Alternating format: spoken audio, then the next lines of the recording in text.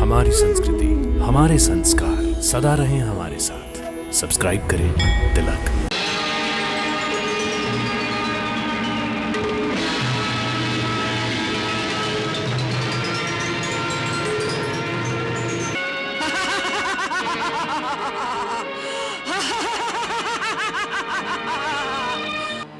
मेरा रास्ता रोकने वाली तुम कौन हो?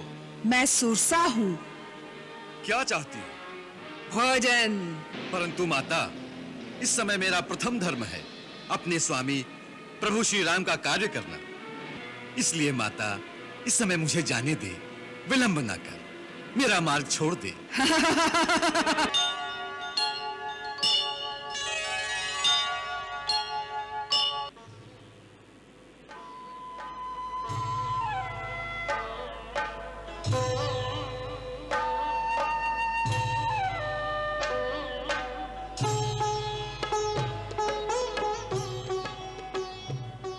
श्री राम काज करने में सबसे आतुर अंजनी कुमार गुमसुम न जाने किस विचार में मग्न अलग थलग खड़े हैं।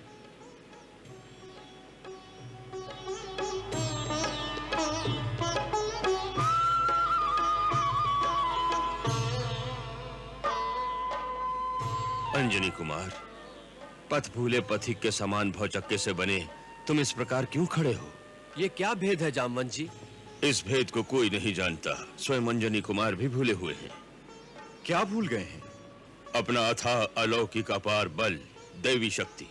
तुम्हारे भौतिक माता पिता केसरी और अंजना अवश्य हैं, परंतु तुम कैलाशनाथ भगवान शंकर के 11वें रुद्र हो।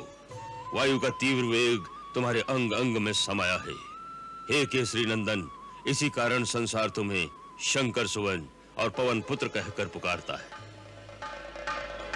हे हनुमान, तुम्हें तो ये भी याद नहीं होगा कि तुम्हारा हनुमान नाम कैसे विख्यात हुआ। कैसे विख्यात हुआ? आंजनेय के बाल्यकाल में अज्ञानवश इंद्र ने वज्र प्रहार किया।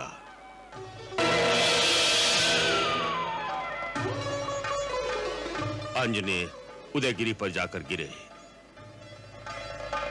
वज्र प्रहार से उनके हनु अर्थात ठोड़ी पर चोट लगी। इंद्र को अपनी भूल का भान हुआ, उन्होंने क्षमा मांगी। तब से तुम्हारा नाम हनुमान प्रख्यात हुआ। हे हनुमान, तुम श्रापवश अपनी अपार शक्ति को भूल गए हो। याद करो, देवताओं द्वारा दिए गए दिव्य तेज और अपरिमित बल तुम्हारे अंदर समाते नहीं थे। तब तुम ऋषि मुनियों को अपने नटखटपन से तंग किया करते थे।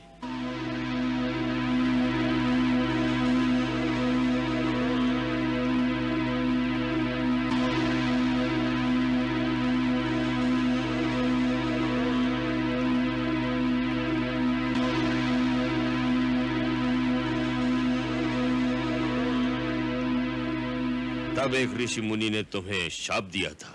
निरंकुश नटखट बालक, जिस शक्ति के वशीभूत होकर तू इतना उत्पात मचा रहा है, उसे इसी क्षण भूल जाए।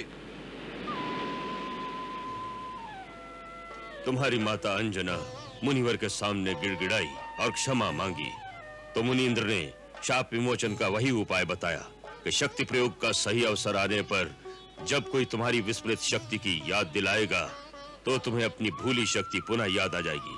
सो हे अद्वितीय वीरवर हनुमंत, आज उस शक्ति प्रयोग का सर्वोत्तम अवसर आ गया है। तुम अतुलित बलधाम हो, वानरराज सुग्रीव से बढ़कर बलवान हो, तेज और शौर्य में प्रभु श्री राम और लक्ष्मण के समान हो। तुम्हारे अंदर गरुड़ की शक्ति है, सूर्य की उज्ज्वलता है। हे ज्ञान गुण निधान, पुरुषार्थ के प्रतीक, हमारी समस्या का समाधान तुम ही हो और तुम ही इस प्रकार मौन धारण किए खड़े हो। जय श्री राम।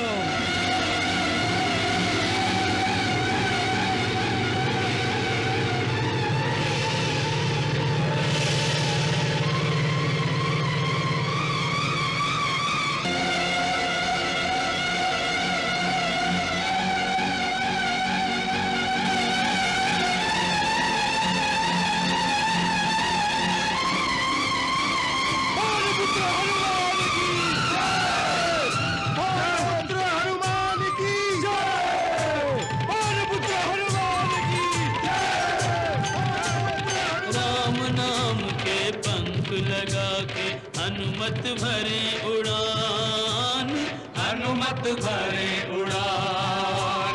महाबली कपि महातेजमय अद्भुत क्षमतावान, हनुमत भरे उड़ान। जय हनुमान ज्ञान गुण सागर, जय कपीश तिहु लोक उजागर। रामदूत अतुलित बल धामा, अंजनी पुत्र पवन सुत नामा। राम काज करिबे को आतुर, चल दिए चतुर सुजान, हनुमत भरे उड़ान।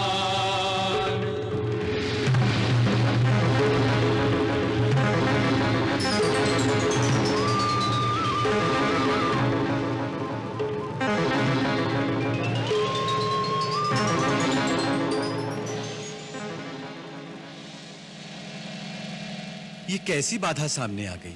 पाहिमाम पवन पुत्र पाहिमाम। मैं आपके पथ की बाधा नहीं। फिर कौन है आप? हे महावीर मारुति, मैं मैनाक पर्वत हूं। पर्वत?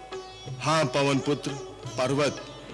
तुम्हारे पिता पवन देवता ने एक समय मेरी रक्षा की थी, इसलिए मैं उनका ऋणी हूं। उस उपकार के बदले मैं तुम्हारी कुछ सेवा करना चाहता हूं। मुझे समुद्र देवता ने भी यही आज्ञा दी है, क्योंकि उन पर श्री राम के पूर्वज महाराज सगर का उपकार है और तुम राम के कार्य से जा रहे हो। इसलिए समुद्र देव ने मुझे आज्ञा दी है कि मैं तुम्हें थोड़ी देर के लिए विश्राम प्रदान करूं। सोहे अंजने, तुम मेरे शिखर पर कुछ विश्राम कर लो, इसलिए मैं समुद्र के गर्भ से प्रकट हुआ हूं। हे आदरणीय मैनाक, आपका तथा समुद्र देव का बहुत बहुत धन्यवाद। परंतु श्री राम के कार्य के लिए जो जा रहा हो, उसके लिए विश्राम पाप है। इसलिए मैं आपका आतिथ्य स्वीकार नहीं कर सकता। आप मेरा प्रणाम स्वीकार करें।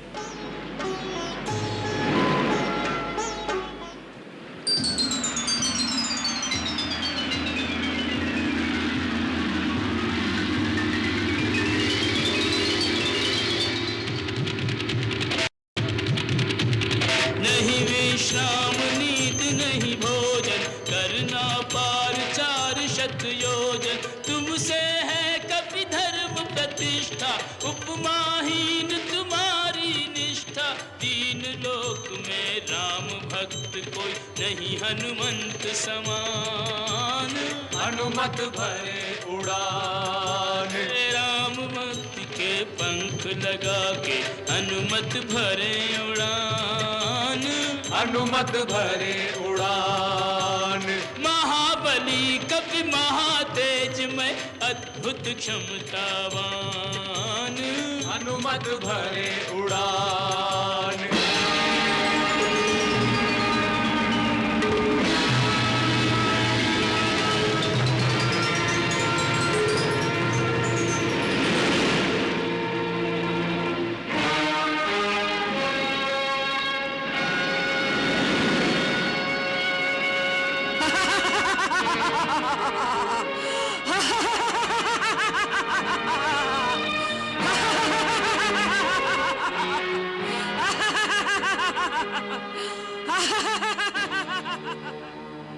मेरा रास्ता रोकने वाली तुम कौन हो?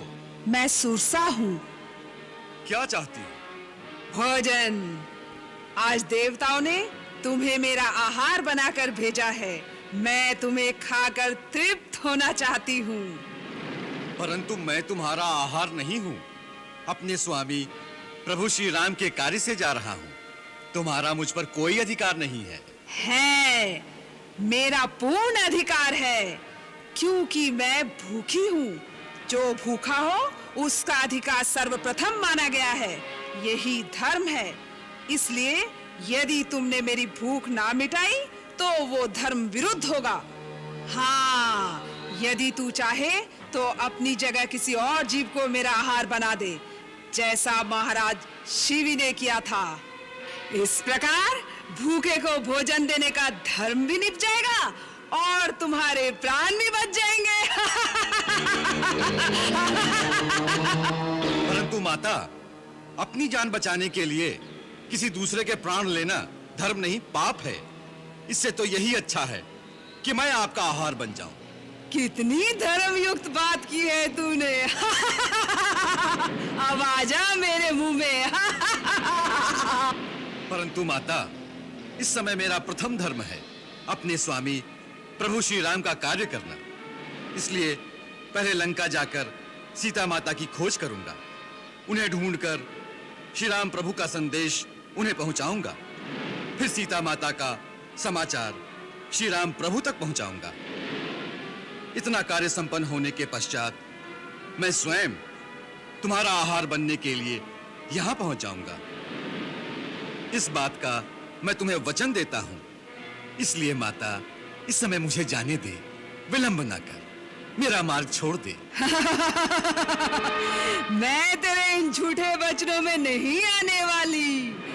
मुझे ब्रह्मा का वरदान है कि जिस मार्ग में मैं खड़ी रहूं, वहां कोई भी मुझे लांघकर आगे नहीं जा सकता।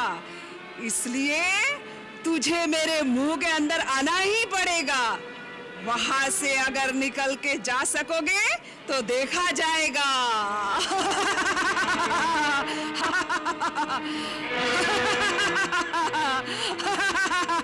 अच्छी बात है माता, मुंह खोलो, मैं आता हूं।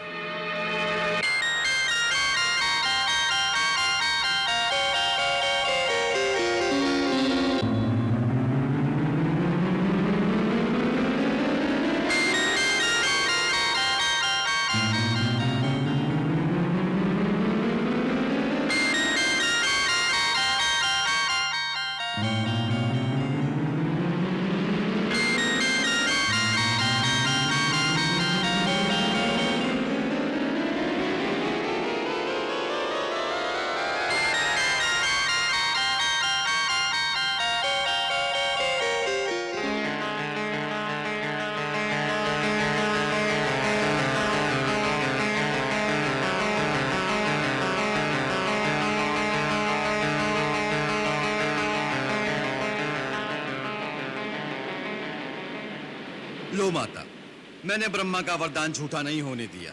तुम्हारे मुंह के अंदर से होकर निकल आया हूं। तुम्हारा शत शत कल्याण हो पुत्र। मैं वास्तव में नाग माता हूँ।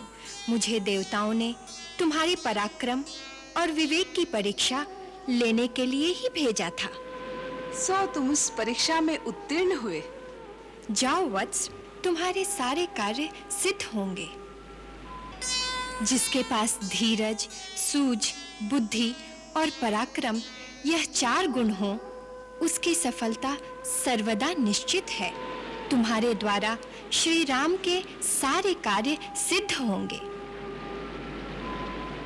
धन्यवाद।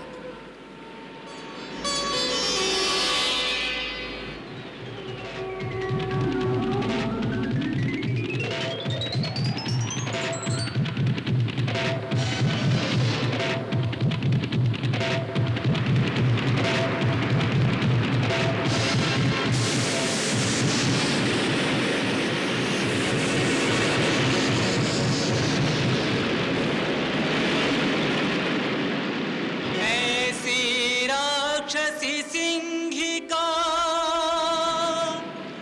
छाया पकड़े खान, उड़ते की छाया धरे, उड़ता हुआ रुक जा।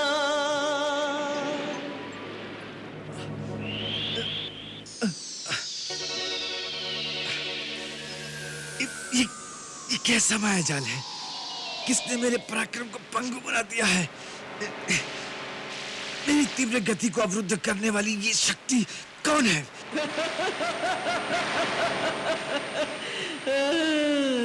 मैं सीका हूँ, सीका निशाचरी। उड़ते पंछियों की परछाइयों से उन्हें पकड़ कर खाती थी। आज तुझे चबाकर बड़ा मजा आएगा। आज तुझे पेट भर के खाऊंगी, आज मौज उड़ाऊंगी।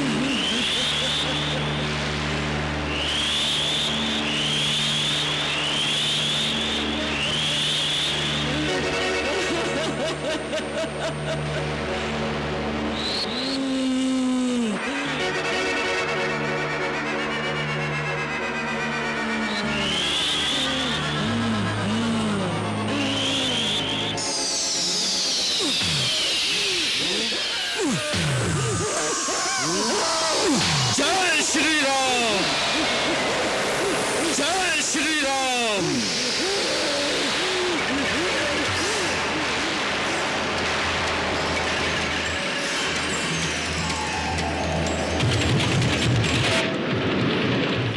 जिस पे श्री रघुवर की छाया, कोई उसको रोक न पाया, कोई उसको रोक न पाया।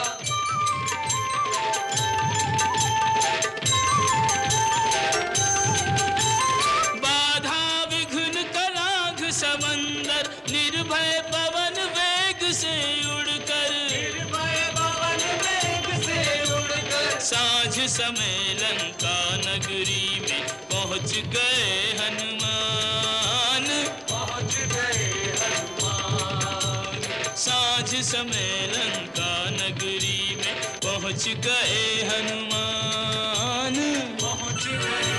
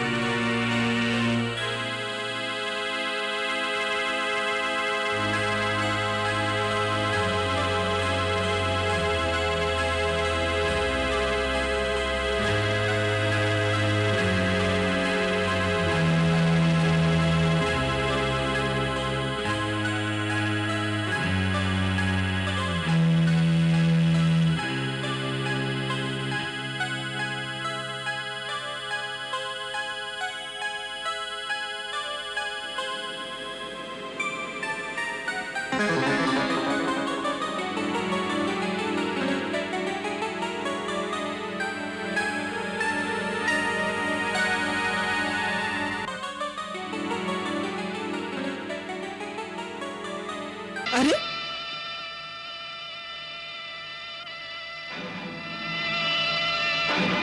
कौन है तू जो इस प्रकार बिना पूछे लंका नगरी में घुसा चला जा रहा है? पहले तू बता कि तू कौन है। अरे मच्छर, मैं स्वयं लंका नगरी हूँ, लंका की नगर देवी, इसीलिए लंकिनी नाम है मेरा। लंका की रक्षा करना ही काम है मेरा। तू बोल, मेरी आंखों में धूल झोंक कर इस प्रकार अभेद्य नगरी में घुसने के पीछे क्या भेद है? इस अद्भुत माया नगरी को देखने की लालसा ले आई है। बस तनिक इस पुरी की सैर करके थोड़ी देर में लौट आऊंगा। मैं जाऊं? जाओ, परंतु लंका नगरी में नहीं, सीधे यमपुरी की सैर करने के लिए जाओ। मैं तुम्हें वहीं भेजती हूँ।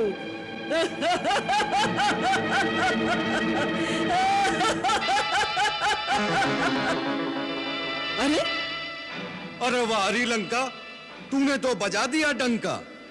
हमने तो सोचा था नारी जात से कौन बेबात तकरार करे, परंतु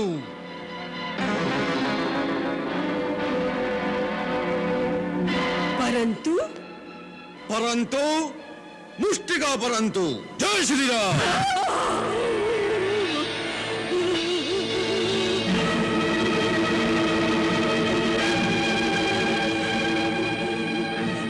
क्षमा कीजिए, एक में मैं अधमरी हो गई, दूसरे में ही यमपुरी सिधारूंगी। मैंने आपको पहचान लिया, होनी को जान लिया। क्या जान लिया? जब ब्रह्मा जी ने लंकेश रावण को वरदान दिया था, तभी ब्रह्मा जी ने मुझे भी लंका की रक्षा का भार सौंपा था। जब मैंने पूछा कि मेरी सेवा की अवधि क्या है, तो ब्रह्मा जी ने कहा कि जब तू एक वानर की मार से परास्त होकर बेहाल हो जाए, तो जान लेना कि अब राक्षस राज का असुरों सहित नाश निश्चित है। लंका के विनाश का समय आ गया है। ब्रह्मा की भविष्यवाणी सत्य होती दिखती है। इस विधि के लेख को कोई मिटा नहीं सकेगा। वानर श्रेष्ठ, आप जाइए और स्वेच्छानुसार अपना कार्य सिद्ध कीजिए, मनोवांछित फल पाइए। अब मेरी सेवा की अवधि पूर्ण हुई, मैं वापस जा रही हूँ। ब्रह्म देवाय नमः, ब्रह्म देवाय नमः। जय श्री राम।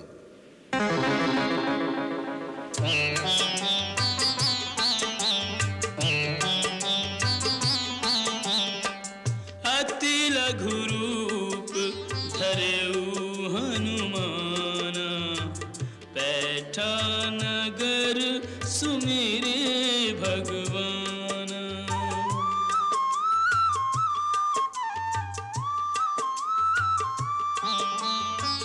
हाट बाट घर गलियन डोले, भेद लगावे भेद न खोले।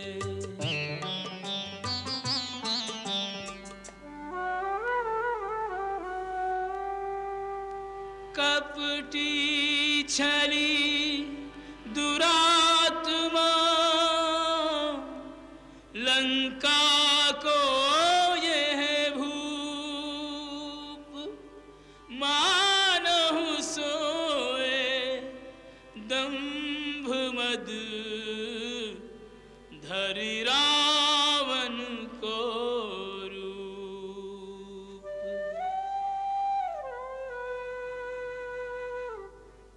जिसने मां सीता हरी, हर लूं उसके प्राण। फिर सोची इस श्रेय के, योग्य नहीं हनुमान।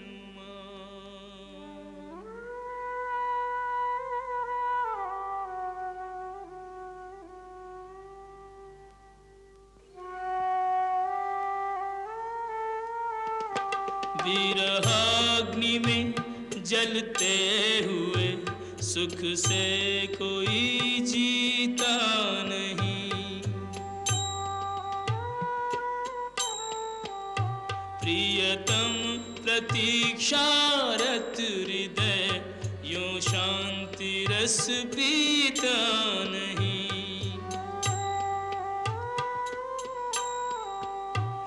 निश्चिंत निद्रा मग्न यह श्री राम परिणीता नहीं। यह सुंदरी कोई और है, यह राम की सीता नहीं। यह सुंदरी कोई और है, यह राम की सीता नहीं।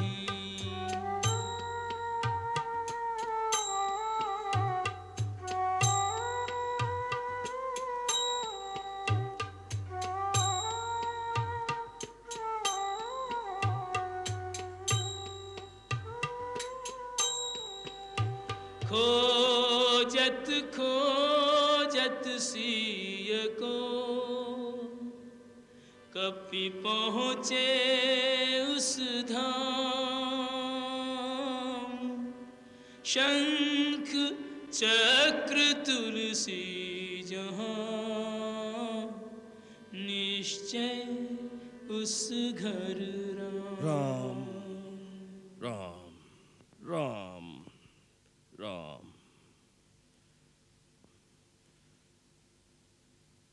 हे राम, जय श्री राम।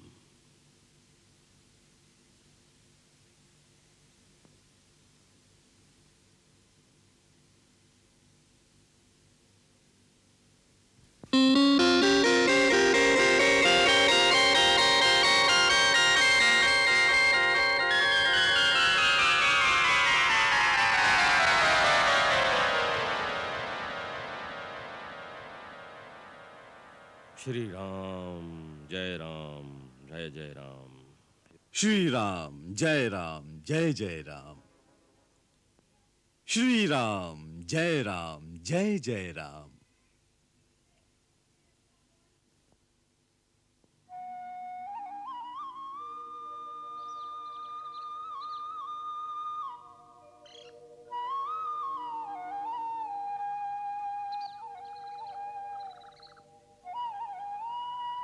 जय राम जी की।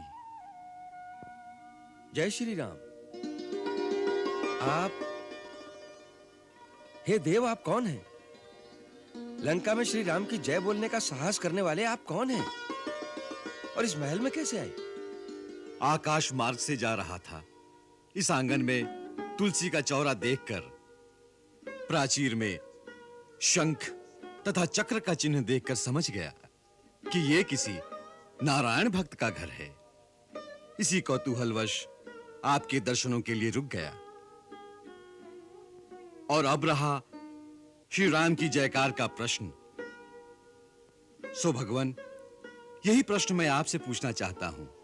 मैं तो बाहर से आया हूं, कुछ भी कह सकता हूं, परंतु आप तो लंका के निवासी होकर भी श्री राम की जय बोलने का साहस कर सकते हैं। ऐसे साहसी वीर आप कौन हैं? क्या आप राक्षस कुल के नहीं हैं? मैं राक्षस कुल का ही हूं, परंतु श्री राम का भक्त हूं। क्या राक्षस जाति को श्री राम प्रभु की भक्ति का अधिकार नहीं है?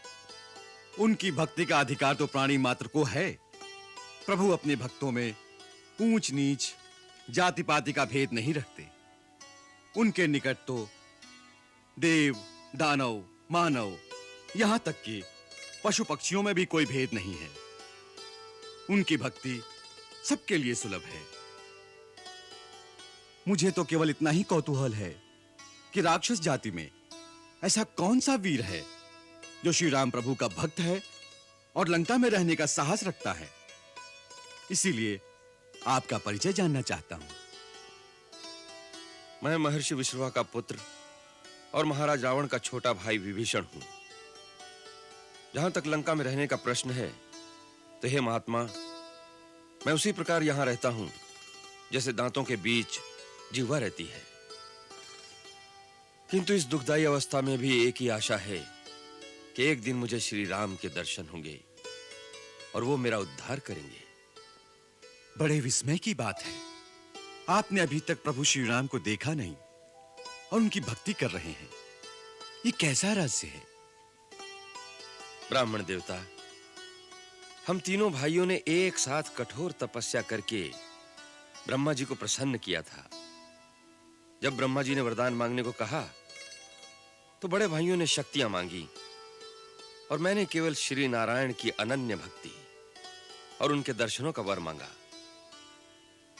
तब ब्रह्मा जी ने कहा कि जब श्री नारायण राम रूप में अवतार लेकर लंका आएंगे, तब तुम्हें उनके दर्शन होंगे। तब से मैं उनकी प्रतीक्षा में राम नाम का जाप कर रहा हूं। धन्य है आप और धन्य है आपकी भक्ति। अब आप अपना परिचय दीजिए कि आप कौन हैं? आपने अभी कहा कि आप बाहर से आए हैं। आप कोई हरिभक्त हैं, कोई देवता हैं, अथवा स्वयं श्री राम हैं जो मुझे अपने दिव्य दर्शन देने यहां आए हैं। राम राम राम। आपने मुझे कहां पहुंचा दिया राजन? मैं तो एक अधम से अधम व्यक्ति हूं, एक ऐसे कुल का हूं जिसका प्रातः नाम लेना भी अशुभ माना जाता है। मेरा ये छद्म वेश है, मेरा असली रूप वानर का है।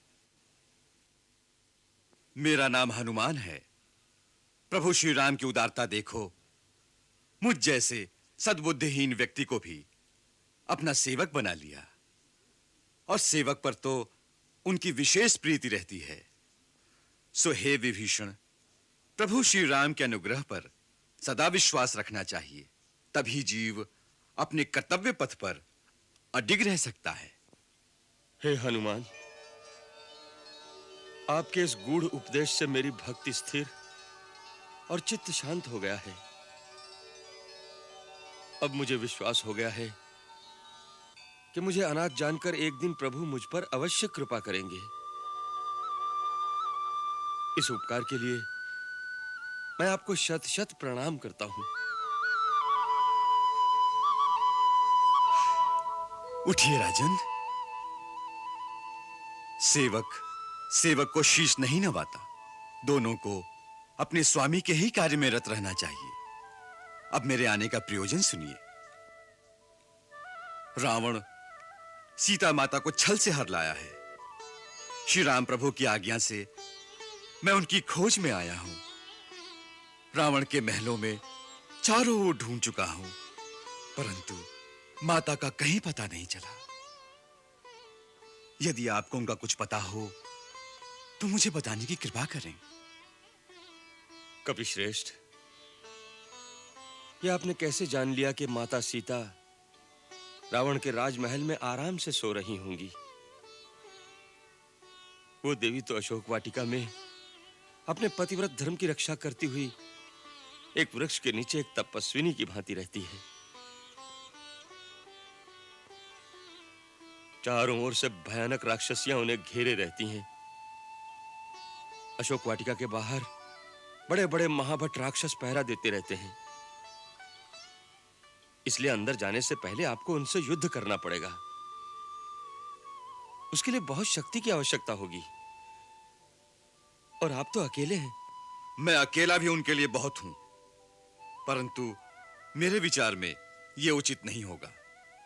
मैं माता से मिलने से पहले किसी प्रकार का कोई लड़ाई झगड़ा करना नहीं चाहता। नहीं तो यह पता लगने पर कि राम का कोई दूत सीता माता से मिलने आया है, वो लोग उन्हें कहीं और छुपा देंगे।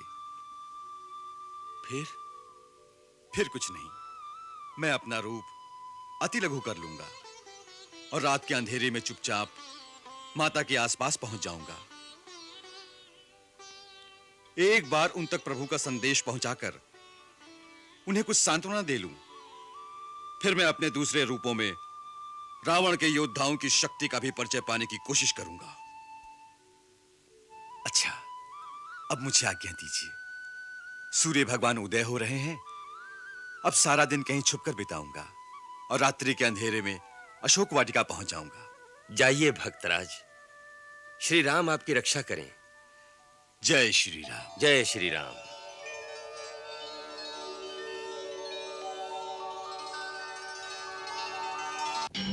त्रिजटा, मेरी मशाल भी जला दो। सबकी मशालें जल गई? हाँ, जल गई।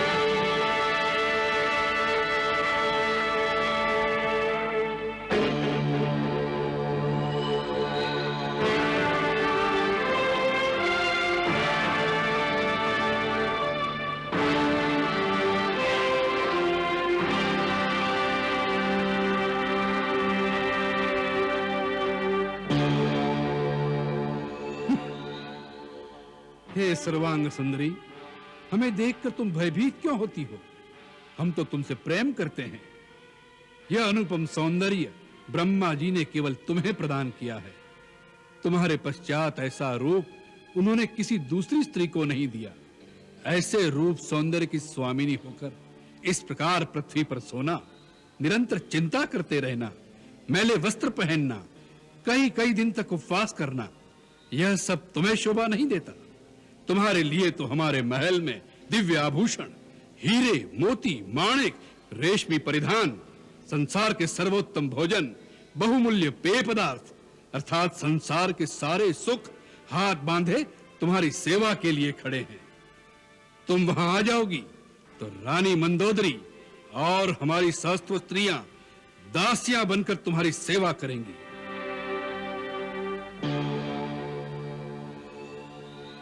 तीनों लोकों में ऐसा सुख किसी स्त्री के भाग्य में नहीं होगा। सचमुच श्री राघव की धर्म पत्नी होने का परम सुख जो मेरे भाग्य में लिखा है, वो तीनों लोकों में किसी स्त्री के भाग्य में नहीं लिखा होगा। राघव की धर्मपत्नी बनने का सुख उस वनवासी भिक्षुक के पास अब क्या रखा है? अब उसके सपने देखना छोड़ दे मूर्ख स्त्री। पहले तो उसे यह भी पता नहीं चलेगा कि तुम कहां हो, और यह पता लग भी गया तो लंका में कोई मानव प्रवेश नहीं कर सकता। और अब तो यह भी भरोसा नहीं कि वह जीवित भी होगा या पत्थरों से सर पटक पटक कर मर गया होगा।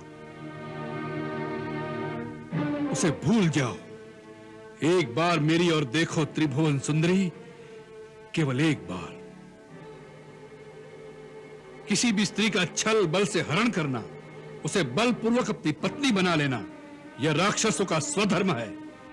फिर भी हम तब तक तुम्हें स्पर्श नहीं करेंगे जब तक तुम स्वयं हमारे प्रेम को स्वीकार करके हमारी भुजाओं में नहीं आ जाओगी। रावण, जुगनू की चमक से सरोवर में कमलनी नहीं खिलती। याद रखो, जिस प्रकार सूर्य से उसकी प्रभा अलग नहीं हो सकती, उसी प्रकार मैं भी श्री राम जी से अभिन्न हूं। जिस प्रकार एक पापी पुरुष सिद्धि के लिए पूजा का अधिकारी नहीं होता, उसी प्रकार तुम भी मेरी याचना के योग्य भी नहीं हो। मैं एक पतिव्रता हूं। मैंने एक बड़े कुल में जन्म लिया है। मेरा एक पवित्र कुल में संबंध हुआ है। मुझसे कोई लोक निंदित कार्य संभव नहीं हो सकता। तुम अपना मन मुझसे हटा लो, नहीं तो इसी पाप की आग में तुम अपने स्वर्ण लंका समेत भस्म हो जाओगे। तुम्हें श्री राम की शक्ति का आभास भी नहीं है। उनके धनुष की टंकार मात्र से लंका द्वीप समुद्र की गर्भ में डूब जाएगा। एक तुम्हारे पाप के कारण सारे संसार में राक्षस कुल का विनाश हो जाएगा। बस बहुत हो चुका उन दर दर भटकते हुए वनवासियों की शक्तियों का वर्णन। सीते, हम प्रेमवश तुमसे मीठी बात करते हैं, इसी कारण हमें बहुत नरम समझकर तुमने हमारी शक्तियों को नहीं पहचाना। भ्रकुटी मात्र हिला दें तो सूर्य चंद्र डर के मारे अपने अपने स्थान पर कांपते हुए ठहर जाएं। हमारी गर्जना सुनकर हिमालय डगमगाने लगता है। समुद्र, आकाश, पाताल में रहने वाले समस्त देव, दानव, यक्ष, गांधर्व, किन्नर, नाग, असुर, यहाँ तक कि नवग्रह भी हमारे आदेश की प्रतीक्षा में हाथ जोड़े खड़े रहते हैं। यदि ऐसी ही अपनी वीरता का गर्व था, तो उस दिन छल से मेरे पति और मेरे देवर को आश्रम से दूर भेजने का कुचक्र न रचाते और उनके चले जाने के पश्चात मेरा हरण न करते। यदि वो उस समय वहीं होते, तो उसी समय इस दुष्कर्म का फल तुम्हें मिल जाता और इस पृथ्वी पर से तुम जैसे पापी का बोझ कम हो जाता। तुम जानते थे कि युद्ध में उनसे पार पाना असंभव था। जैसे एक कुत्ता दो शेरों के सामने आने से डरता है, उसी प्रकार तुम भी उनके होते हुए हमारे कुटिया में पैर न रख सके। सीते, तुमने जो अपमान भरे वचन कहे हैं, उसका एक ही दंड है। अपने इस चंद्रहास खड़क से तुम्हारा शीश काट लो। मृत्यु से तुम्हें एक ही बात बचा सकती है, अपनी इच्छा से हमारी शरण में आ जाओ। और तुम्हें भी एक ही बात बचा सकती है पापी, अब भी श्री राम प्रभु की शरण में चला जा। वो बड़े शरणागत वत्सल है। शरण में आने वाले के सारे दोष क्षमा कर देते हैं। मुझे भक्ति और आदर के साथ मेरे प्रभु के पास पहुंचा दो, नहीं तो इस लंका की ईंट से ईंट बच जाएगी। तुम्हारे राक्षस कुल का समूल विनाश हो जाएगा। इस नगरी में केवल डाकनी और दूत रहेंगे। सीता, अपनी मृत्यु का आवाहन न कर। यदि मुझे मृत्यु आ जाए तो मेरे सारे दुख छूट जाए। हे चंद्रहास खड़क, यदि तुम भगवान शिव का वरदान हो तो तुम्हें उन्हीं भगवान की सौगंध है कि इस पापे से मेरी रक्षा करो, मेरा शीश काटकर मेरा पतिव्रत धर्म बचाओ, जिससे भगवान शंकर को भी पता चले कि ऐसे किसी कुपात्र श्वान की भांति कामी और पापी पुरुष को शक्तियां देने का परिणाम क्या होता है। अच्छी बात है, तो लो।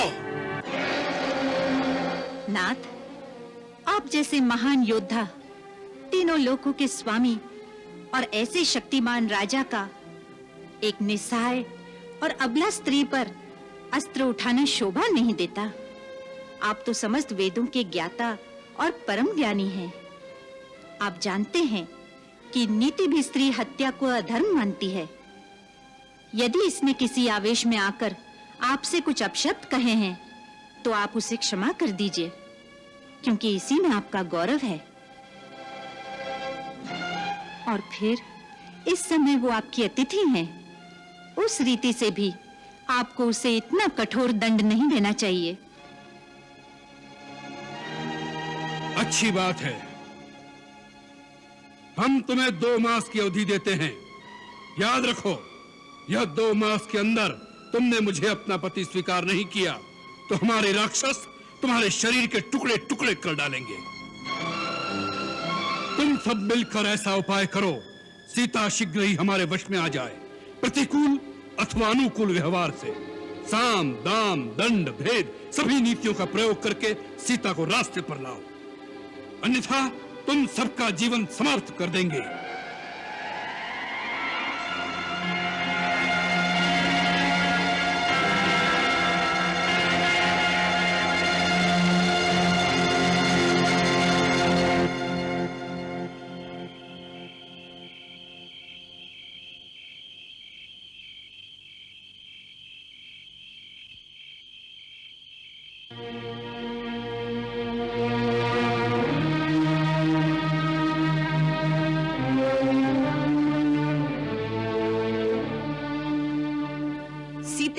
तुम पुलत्स्य वंशज रावण की भार्या बनना भी कोई बड़ी बात नहीं समझती।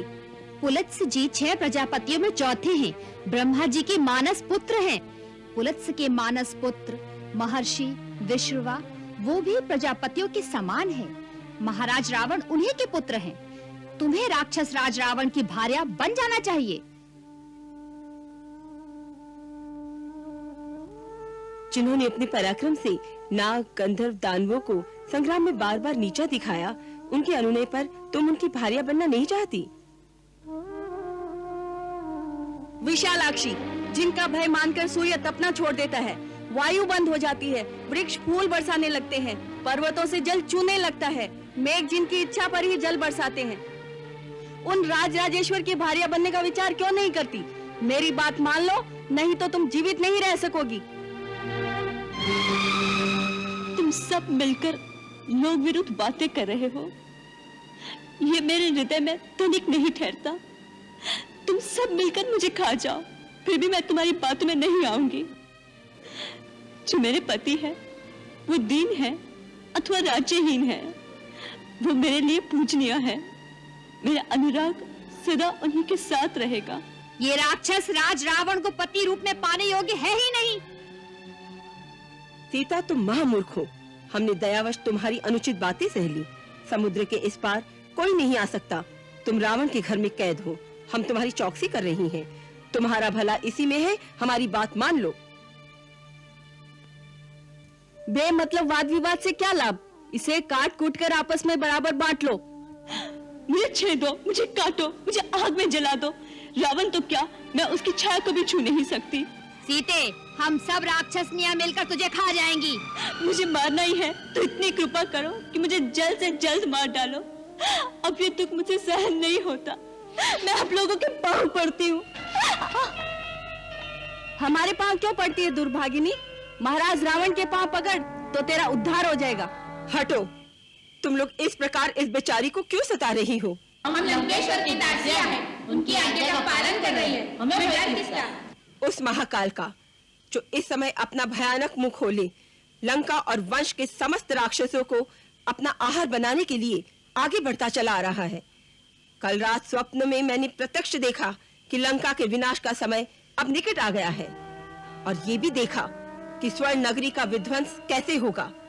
वही बचेगा जो सीता की शरण में होगा। श्री राम के बाण केवल उन्हें ही जीवित छोड़ेंगे जिन्हें सीता अपने चरणों की छाया में ले लेंगी। मेरा स्वप्न घोर समय का स्वप्न है, अवश्य सच होगा। ऐसा क्या सपना देखा तुमने त्रिजटा? आज मैंने स्वप्न में देखा श्री रामचंद्र आकाश में चलने वाली हाथीदान की पालकी में, जिसमें 1000 घोड़े जुते हुए हैं, श्वेत वस्त्र धारण करके लक्ष्मण सहित आए हैं। फिर मैंने देखा श्री राम लक्ष्मण और सीता जी के सहित सूर्य के समान दैदीप्यमान पुष्पक विमान पर चढ़कर उत्तर दिशा की ओर चले गए हैं। रावण मूंड मुंडाए तेल में भीगे हुए लाल कपड़े पहनकर तेल पीते हुए गधे पर सवार होकर दक्षिण दिशा की ओर जा रहे हैं। फिर मैंने देखा अपना सर नीचा किए गधे से गिर पड़े। इसी समय लाल कपड़े पहने हुए एक काली स्त्री कीश में लथपथ उनका गला बांधकर दक्षिण दिशा की ओर खींचे लिए जा रही है। यही दशा महाबली कुंभकर्ण और रावण के सब पुत्रों की देखी। केवल विभीषण को ही सफेद छत्र में देखा। इस रमणीय लंका नगरी के बाहरी और भीतरी दरवाजे टूट गए हैं। हाथी, रथ, घोड़े आदि समुद्र में डूब गए हैं। राख से लथपथ लंका में रमणीय राक्षसनियां पागलों की भांति विलाप कर रही हैं।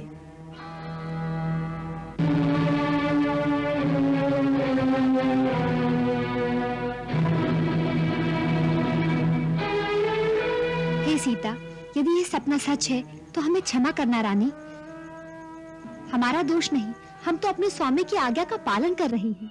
हम पर क्रोध न करना देवी। नहीं, मुझे आप पर क्रोध नहीं आता। तुम सब अब जाओ, इसे सताना छोड़ दो। अच्छा।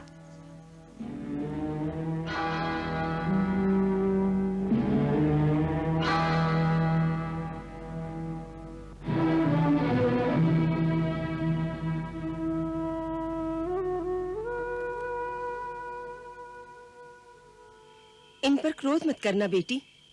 मुझे किसी पर क्रोध नहीं आता, केवल अपने आप पर आता है कि ऐसी अवस्था में पहुंचकर भी मेरे प्राण क्यों नहीं छूटते।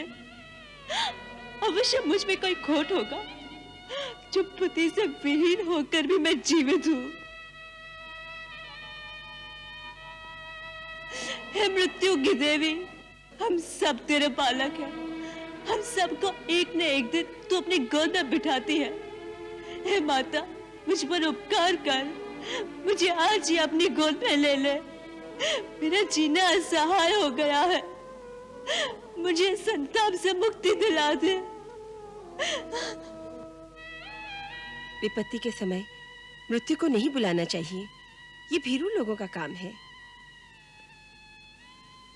मृत्यु तो माँ होती है, उसकी गोद में अवश्य शांति मिलेगी। मृत्यु से शांति नहीं मिलती पुत्री, मन की तड़प तो साथ ही जाएगी, फिर शांति कहाँ? अगर सच्ची शांति चाहती हो तो भगवान शंकर की शरण में जाओ, उनसे प्रार्थना करो। वो दुख नहीं मिटाएंगे, दुख के कारण को ही मिटा देंगे, जिससे दुख ही उत्पन्न न हो। भोलेनाथ से प्रार्थना करो, स्वयं तुम्हारे राम यहाँ आ जाएंगे। कैसे आएंगे वो माता? कौन उन्हें बताएगा कि मैं कहाँ हूँ? मुझे निश्चय है कि यदि उन्हें पता चल गया होता कि मैं यहाँ हूँ, तो अब तक तो लंका की ईंट से ईंट बजा देते।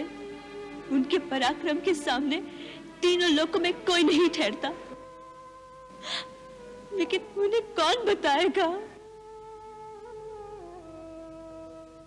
मुझे कोई ऐसा दिखाई नहीं देता जो मेरे रघुवीर तक इतनी सूचना पहुंचा दे कि उनकी वैदेही उनके श्री चरणों से दूर राक्षसों के द्वीप में बड़ी बिलख रही है, जैसे निराशा की आंधियों के बीच आशा का दीप टिमटिमा रहा हो, जो कभी भी बुझ जाएगा।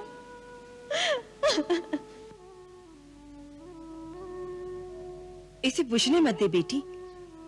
विपत्ति के समय ही भगवान पर विश्वास की परीक्षा होती है। भोलेनाथ का कोई भरोसा नहीं। किसी भी क्षण अचानक जीवन की धारा निराशा से आशा की ओर मुड़ सकती है। कौन जाने उन्हें पता लग गया हो और श्री राम का संदेशा लेकर कोई आ ही रहा हो तुम्हारे पास। माता, ऐसे सुखद सपने से आंसू तो नहीं थमते। आंसू बहने दे, परंतु ये भी विश्वास रख कि सपने सच होते देर नहीं लगती। अब थोड़ा आराम कर। आज डरकर राक्षसनियां दूर चली गई हैं।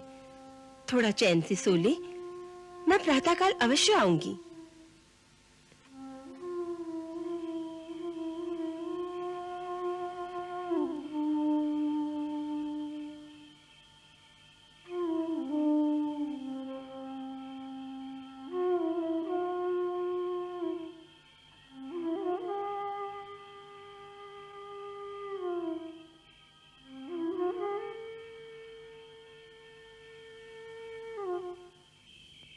राम कहानी सुनो रे, राम कहानी, राम कहानी सुनो रे, राम कहानी।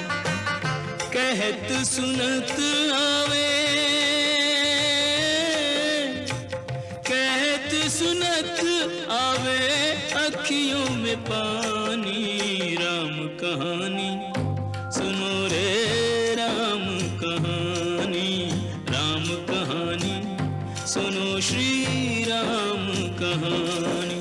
श्री राम जय राम जय जय राम, श्री राम जय राम जय जय राम।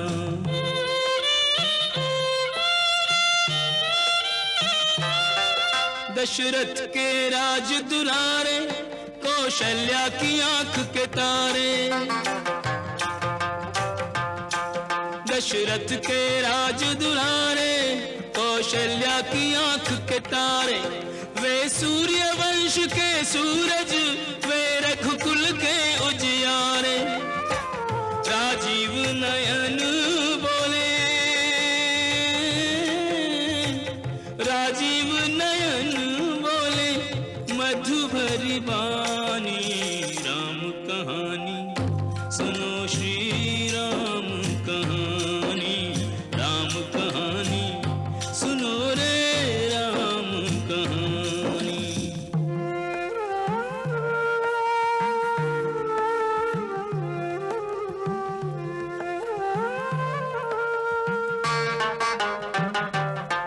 शिव धनुष भंग प्रभु करके, ले आए सीता भर के। शिव धनुष भंग प्रभु करके, ले आए सीता वर के। घर त्याग भय वनवासी, पित की आज्ञा सिर धर के। लखन सियाले संग, लखन सियाले संग छोड़ी रजधानी।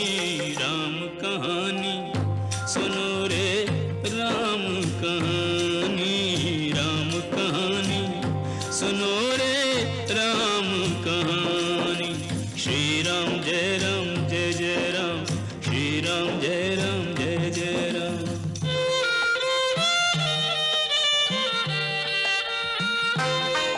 खल भेष भिक्षु का धर के, भिक्षा का आग्रह करके। खल भेष भिक्षु का धर के, भिक्षा का आग्रह करके। उस जनक सुता सीता को छलवल से ले गया हर के। बड़ा दुख पावे, बड़ा दुख पावे राजा राम जी की रानी। राम कहानी सुनो रे, राम कहानी, राम कहानी सुनो रे, राम कहानी।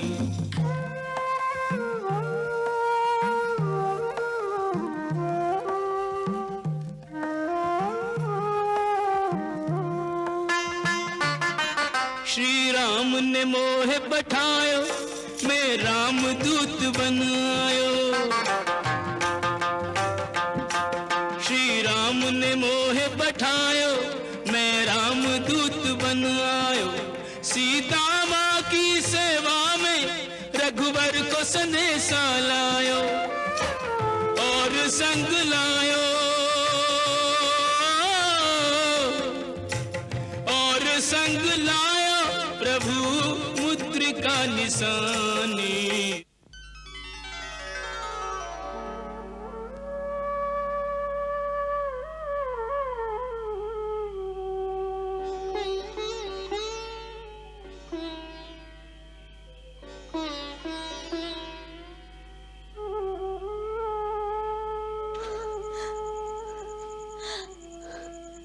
ये तो मेरे स्वामी की निशानी है, तो क्या सचमुच यहाँ कोई है?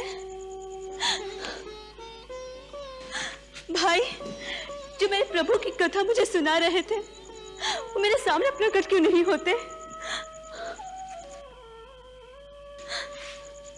अब दिखाई देने वाले या ना दिखाई देने वाली योनि के प्राणी हैं। अब कोई देवता है या मानव, जो भी मेरे स्वामी का संदेशा लेकर आए हैं, वो कृपा करके मुझे दर्शन दे। माता, मैं ही प्रभु श्री राम का संदेशा लेकर आया हूं।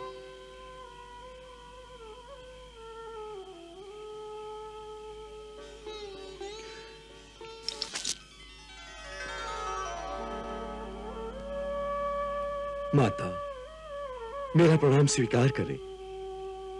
मैं पवन पुत्र हनुमान श्री राम प्रभु का एक सेवक हूं। मैं समझी थी मेरे स्वामी का कोई दूत आया है, परंतु तुम मायावी लोग झूठे झूठे रूप बनाकर मुझे धोखा दे रहे हो। मुझ पर दया करो, मुझे अकेली छोड़ दो, मुझे और मत सताओ। माता, शंका न करो, मैं सचमुच श्री राम का दूत हूं। मेरा ये सचमुच का रूप है। मैं वानर हूं। अपना पुत्र जानकर मुझ पर विश्वास करो मां। ये मुद्रिका जो प्रभु ने निशानी के लिए भेजी है, इसे देखो।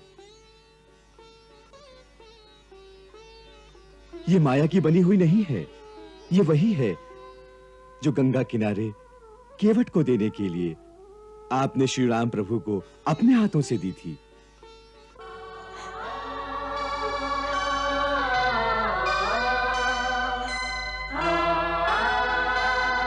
आपको विश्वास दिलाने के लिए मैं एक और गुप्त बात बताता हूं, जो मैंने स्वयं श्री राम के मुंह से सुनी है। आपने रावण के विमान में जाते हुए अपने कुछ आभूषण साड़ी के पल्लू में बांधकर एक पर्वत पर फेंके थे ना? हाँ। वही आभूषण ऋषिमुख पर्वत पर बैठे वानर नरेश सुग्रीव और उनके मंत्रियों के सामने गिरे। जब महाराज सुग्रीव और श्री राम की मित्रता हुई, तो सुग्रीव ने जब वही आभूषण प्रभु को दिखाए, उन आभूषणों को देखकर उनकी आंखें भर आईं। और साड़ी के पल्लू को देखकर तो वे विह्वल उठे और उसे पकड़कर कहने लगे, जब मैं सोता था तो सीता इसी पल्लू से मुझे पंखा करती थी। जब प्रातः संध्या वंदन से उठता था तो वे यही पल्लू मेरे चरणों में रखकर मेरी चरण रज लेती थी। मुझे ये सब याद है क्या? हाँ माता, सब याद है। वो दिन रात आपकी याद में ही खोए रहते हैं। फिर उन्होंने आज तक मेरी सुधि क्यों नहीं ली? क्यों भुला दिया अपनी दासी को? ये नहीं सोचते कि मेरा एक एक दिन किस प्रकार बीत रहा होगा। न वो आए, न ही मुझे मृत्यु आई। मेरे किस दोष का दंड मुझे मिल रहा है? उस दिन लक्ष्मण की बात तो मान गए। मैंने उसे जो अपशब्द कहे थे, क्या उसके कारण उन्होंने मेरा त्याग कर दिया है? तात, उनसे कहो कि मैं लक्ष्मण से भी क्षमा मांगती हूँ। मैं उनसे भी क्षमा मांगती हूँ। वो तो सब पर दया करते हैं, तो मेरी भूल क्यों क्षमा नहीं करते? मेरी भूल क्यों क्षमा नहीं करते? भैंस नरक से उद्धार क्यों नहीं करते? माता, माता, यदि उन्हें पता होता कि आप यहाँ हैं, तो आज तक उन्होंने इस नरक को विध्वंस कर दिया होता और आपको मुक्त कराकर ले गए होते। परंतु वे तो आपकी खोज में वन वन भटकते हुए वानर देश किष्किंधा तक पहुंचे। जब उनकी मृतता महाराज सुग्रीव से हुई, तो उनकी सहायता से आपकी खोज आरंभ हुई। इस समय सहस्त्रों वानर पूर्व पश्चिम उत्तर दक्षिण चारों दिशाओं में आपकी खोज कर रहे हैं। यह तो मेरा सौभाग्य है कि सर्वप्रथम आपके दर्शन मुझे हुए हैं। माता, रघुवीर को जब पता चलेगा कि आप सकुशल लंकापुरी में हैं, तो निश्चय कीजिए उन्हें यहां आने में तनिक भी देर नहीं लगेगी। अब कोई भी बाधा उनका रास्ता नहीं रोक सकेगी। मुझे तो अब तक विश्वास नहीं होता कि मेरे स्वामी का संदेशा लेकर कोई सचमुच मेरे पास आया है। मुझे भय लग रहा है कि कहीं मेरी नींद खुल जाए और मुझे पता चलेगा कि मैं एक स्वप्न देख रही थी। हे कपिश्रेष्ठ, क्या तुम सच कह रहे हो? क्या मेरे स्वामी भी मुझे उतना ही याद करते हैं जितना कि मैं उन्हें करती हूँ? मुझे क्षमा करना माता, प्रभु राम का प्रेम आपसे कहीं अधिक है, पर उसे कोई देख नहीं सकता। आप तो किसी राक्षसी से अपने मन की बात कह सकती हैं, परंतु प्रभु की विवशता देखो, वो तो किसी से अपने हृदय की बात कह भी नहीं सकते। सारे झंझावात को अपने हृदय के अंदर दबाकर सूखी आंखों से केवल चारों ओर देखते रहते हैं। किसी से कुछ कहते नहीं, रातों को सोते नहीं। उनकी व्यथा कौन जान सकता है? आते समय मुझसे केवल इतना कहा कि हनुमान, सीता से कहना तुम्हारे जाने के बाद मेरी देह प्राण विहीन हो गई है।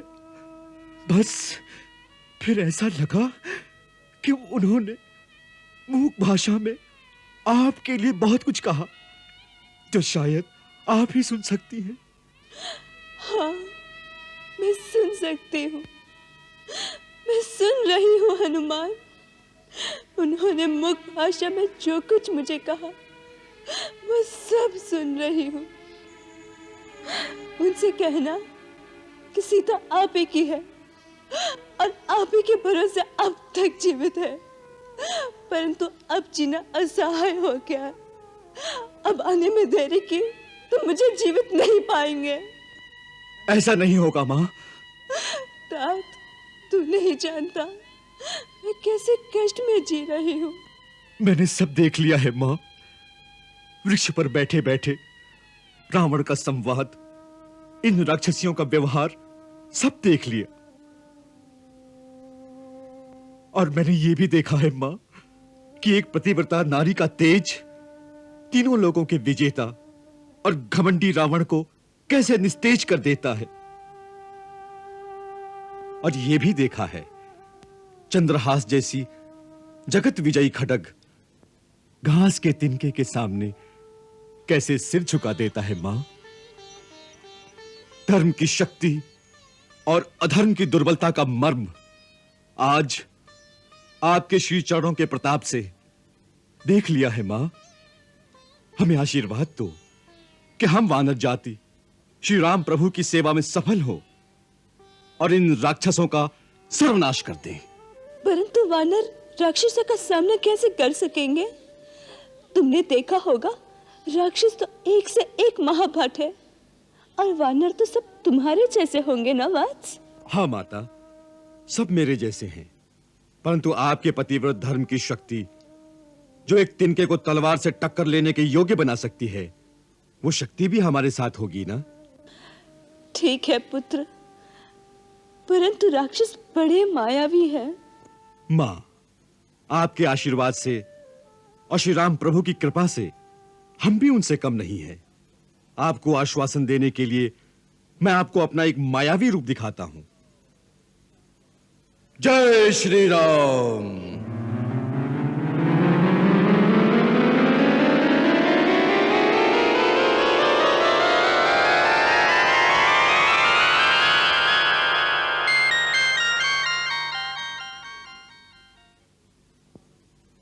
देखो माता, महाराज सुग्रीव की सेना में तो मुझसे भी अधिक बलशाली योद्धा हैं। आप विश्वास कीजिए, हम उनसे कम नहीं।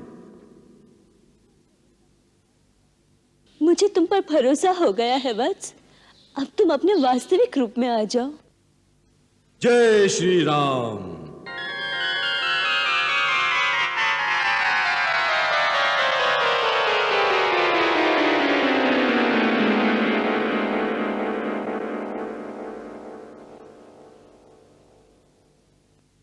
यही मेरा वास्तविक रूप है। वो लघु रूप तो मैंने वाटिका में प्रवेश के लिए धरा था। आप शंका न करें मां, यदि आप आज्ञा दें तो मैं इसी समय आपको अपनी पीठ पर बिठाकर लंका से ले चलूंगा। आप मेरे साथ चलिए, मैं सीधा आपको प्रभु श्री राम के पास अभी ले चलूंगा। यहां का कोई भी राक्षस मेरे वेग का सामना नहीं कर सकेगा। हम निर्विघ्न यहां से निकल जाएंगे। आप मेरा विश्वास कीजिए मां। मुझे तुम पर पूर्ण विश्वास हो गया है, पर मैं तुम्हारे साथ नहीं जा सकती। क्यों? आप डरती हैं कि यदि लंका के राक्षसों ने हम पर आक्रमण किया तो मैं आपके होते हुए कैसे लड़ सकूंगा? नहीं, मुझे ऐसी कोई आशंका नहीं, पर ये मेरे पतिव्रत धर्म के विरुद्ध है कि अपनी इच्छा से परपुरुष का स्पर्श करूं। रावण जब मुझे उठा लाया वो मेरी विवशता थी पुत्र, परंतु स्वेच्छा से ऐसे करना मर्यादा के विरुद्ध है। दूसरा, मैं चाहती हूं कि रावण को मारकर मुझे मुक्ति दिलाने का यश श्री रघुवीर को मिले, जिससे उनका गौरव तीनों लोकों में बढ़ेगा। तुम केवल उनसे इतनी ही प्रार्थना करना कि अब आने में विलंब न करें। बस मेरी इतनी ही विनती है।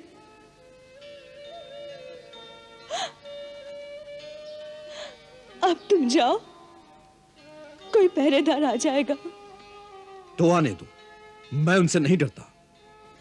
नहीं, उनसे लड़ने में अगर तुम्हें कुक शक्ति पहुंची तो समुद्र लांघना कठिन हो सकता है। अब तुम अपने स्वामी के पास जाओ। माता, मैं उनका गुप्त दूत हूं। मेरा यह भी कर्तव्य है कि जाने से पहले शत्रु के बलाबल की थाह ले लूं, अनुमान कर लूं कि उनकी शक्ति कितनी है, उनकी दुर्बलता कहां है,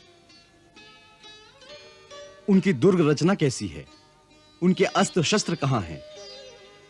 यह ज्ञान युद्ध के समय बहुत काम आएगा। दूसरी बात यह है कि मैं एक और भी लीला करना चाहता हूं, जिससे शत्रु के हृदय में भय उत्पन्न हो और वो सोचने लगे कि यदि श्री राम के दूत में इतनी शक्ति है तो श्री राम प्रभु में कितनी शक्ति होगी।